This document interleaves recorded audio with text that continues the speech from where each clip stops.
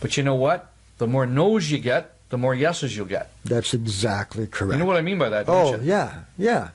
Right? Well, explain, for the audience, explain that concept. Well, you know, what you're getting with no's is people that may not have a requirement for what you're selling at that moment in time. And that's fine. So again, what we advocate is staying in touch with those people for they themselves or who they might know that might have a requirement for what you're selling at a later date. It's just the timing is wrong. That's right. They're saying no for now, but is it possible they might say yes down the road? Absolutely.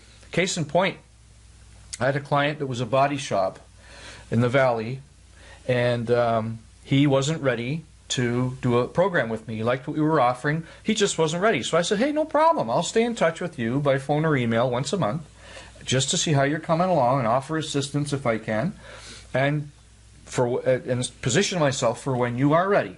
So after about 5 months of contacting him, he wasn't ready. Fine. He was getting his website redone and things like that. No problem. In the 6th month, he phoned me. He says, Bob, I'm ready to go. Get over here. Let's get rocking and rolling. So what do you think would have happened if I had not stayed in touch with that fella? Oh, you obviously would have lost the business. Exactly. So being persistent and consistent with this program is paramount to its success. Yes. It will come. It always does. The more people you talk to, the more business you stand to get. Yes. It's just really all common sense. Yes. And it's simple in scope. I've been told that a no just means educate me. Yes, it can. You know? It just means educate me. Stay in touch and educate me. Another thing, too, is that when you've done a sales presentation and you know the people that you've chatted with understand it fully, you know that, and they still don't buy, there's a real reason for that. You have to find out what it is. Is it a cash flow thing? Is a spouse preventing you from proceeding with what you know is right? It could be a number of things. So a question you could ask at the end of it all is, listen, you know, is there anything you don't understand about what I've said? Yeah, no, fine. Can you tell me what the reason is you're not buying? You're not going to. I'm a big guy. You're not going to hurt my feelings. Just tell me what it is that I either did or didn't do that's caused you not to do business together. And they will usually tell you.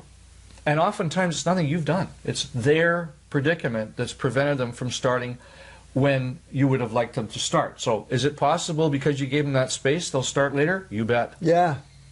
You bet. Yeah. Okay. There are people that still won't be honest with you in that case. Sure, but the majority of people will be honest. And if there's a situation where you can put a custom program together for them to fix what they said you didn't do, you can now reclaim that business, right? Absolutely. Like they said, well, you didn't offer this. Well, you know, we're going to offer that in the future, you know, in a month. But how about if we contact you in a month? Perfect. Yeah. Now you've got that service that you can offer them. Absolutely. Absolutely.